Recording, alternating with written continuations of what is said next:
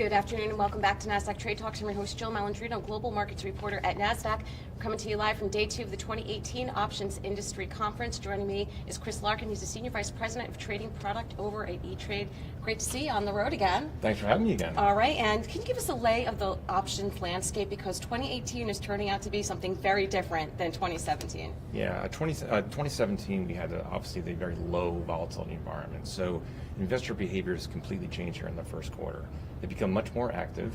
That's number one. So 7 of our top 10 trading days in the history of our firm occurred in the first 3 months of the year. The other thing for clients is they've got to learn how to manage risk. Whether you're a buy and hold investor or you're a trader, you got to think about risk in your portfolio.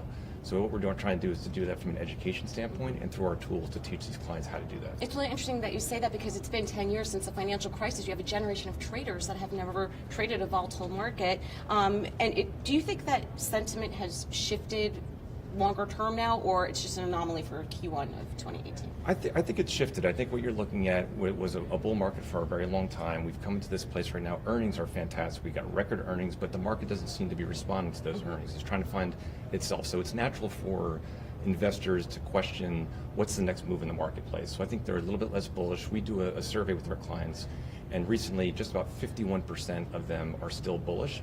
That's well down from what it was at the end of the year, where it was up in the high 60s. So we're seeing clients start to think, take a little bit more of a risk view in the market than they did in the past. All right, and to wrap up, what's E-Trade doing to prep customers for the current financial landscape? I think a couple things. I think from an education standpoint, we've completely shifted our content to teach people how to trade in these particular markets. We've done that. We've had a record attendance at these, whether it's a webinar or it's in person. And then from a technology perspective, a good example is a tool that we just rolled out. It's a risk analysis tool, and what it does is it allows clients to take a look at their portfolio and what happens in a move in the market. If the market goes down 1%, 2%, 3%, what happens to your portfolio? Are you comfortable with that risk?